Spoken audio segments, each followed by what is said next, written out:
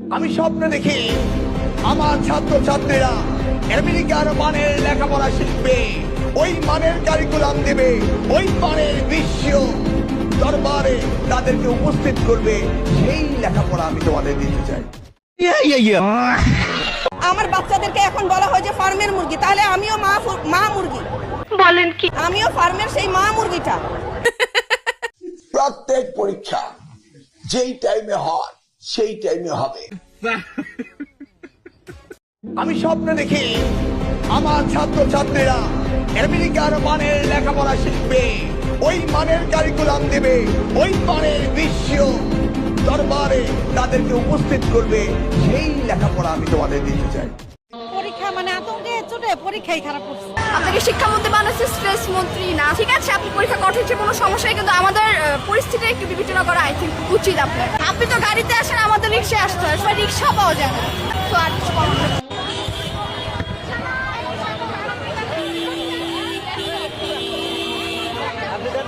এটা পরিস্থিতিটা ওনাকে একটু দেখান, ওনাকে একটু কাইন্ডলি পরিস্থিতিটা দেখান যে উনি কিভাবে আজকের পরীক্ষাটা দিতে বললো। ওনার কি সামান্য কোনো সেন্স নাই? একটু কোনো সেন্স থাকা উচিত এজ একটা লিটারেট একটা পার্সন হিসাবে। পুরো বিবেকের অভাব। এগুলো কি বিবেকবানের কাজ? পোল্ট্রি মুরগির ডাক। আমি পোল্ট্রি মোরগ। আরে মোরগ মানুষ যদি মানে মোরগ মনে করে তাহলে আমি মোরগ না। কয়তো আমার ছেলেমেয়েরা যদি মুরগি হয় তাহলে তো ওই মুরগির বাপ আমরা।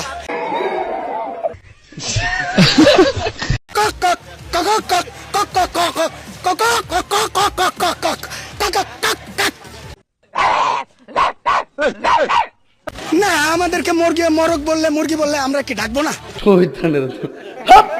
রাজাকার বলার পরে ক্ষমতা কিন্তু ডেকে নাই। ফার্মের মুরগি বলছেন, মাথায় রেখে মুরগি চিরা খায়লা দিবে। উনি আমাদেরকে ফার্মের মুরগি বলে সম্বোধন করেন। এটা কি রকমের অডাসিটি? আমরা স্টুডেন্ট।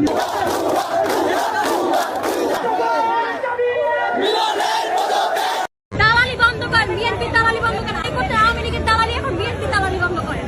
এতদিন আপনাদের সাথে কোনো কথা নাই। আমরা আমাদের দাবিগুলো সব দাবি জানাচ্ছি, তারপর এত দাবি করতেছেন কেন? ওয়াই?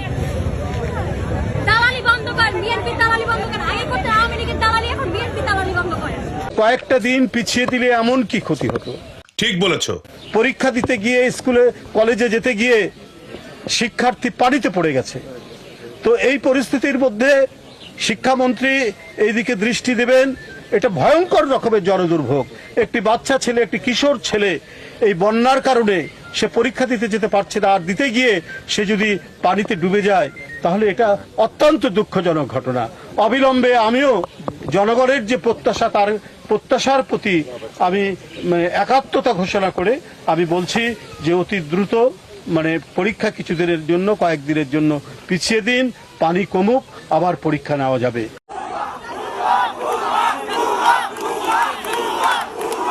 আপনারা তামাশা করেন। তথাকথিত দলীয় হেলমেট বাহিনী, দাকিরিজ বাহিনীকে যেন ছাত্র সমাজের বিরুদ্ধে লিলিয়ে না দেওয়া হয়। একটা ছাত্রের গায়ে যেন হাত তোলানো, প্রয়োজনে পুলিশ ধৈর্যের চরম পরাকাষ্ঠা দেখাবে, কিন্তু কোনো ছাত্রের গায়ে, ছাত্রীর গায়ে যেন আঙ্গুল তোলা না হয়, হাত তোলা না হয়, লাঠি চার্জ যেন করানো হয়। এর পরিণতি কিন্তু খুবই। কি বলতে চান? শিক্ষার্থীদের এই আন্দোলন কিছু বলার নাই, ওরা মাতকা শক্ত টিকটক, আর ওদের নিয়ে কিছু বলার আছে?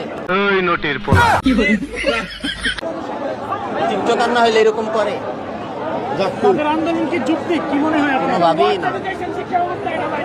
ওরা টিকটকার প্রজন্ম। ফার্মের মুরগি বলা যাবে না। আমার বাচ্চাদেরকে বা আমরাই বোর্ডের সমস্ত প্রশ্ন আমরা সলভ করি, কিন্তু এইবার বিভিন্ন প্রশ্নপত্রের কারণে আমরা কিন্তু সব বোর্ডের প্রশ্ন সলভ করার সময় পাইনি। সময় না পাওয়ার পরেও বাচ্চারা যতটুকু পেরেছে প্রস্তুতি নিয়ে গিয়েছে, সেই প্রশ্নের ধারার কোনো রকমের কোনো মিল পাওয়া যাচ্ছে না। আপনারা কি চাচ্ছেন আমাদের বাচ্চাদেরকে ফার্মের মুরগি প্রমাণ করার জন্য যা খুশি তাই করবেন আর আমরা ঘরে বসে থাকবো? আমার সন্তানদের সাথে অন্যায় হচ্ছে, হয়ে যাচ্ছে, হয়ে গেছে। গতকালকে যে 19,000 বাচ্চা পরীক্ষা দিতে আসতে পারেনি, এই দায় রাষ্ট্রের। আমি একজন শিক্ষিত মানুষ হয়ে অনার্স মাস্টার্স করছি ঢাকা ইউনিভার্সিটি থেকে। আমি একজন শিক্ষক ছিলাম। আমার 3টা সন্তানকে বড় করার জন্য আমি জব ছেড়ে দিয়েছি, আর সন্তানদেরকে বড় করার জন্য নিজেকে স্যাক্রিফাইস করছি। তারা কি মুরগি? আমি শিক্ষামন্ত্রীর পদত্যাগ চাই, শিক্ষা ব্যবস্থা সংস্কার চাই।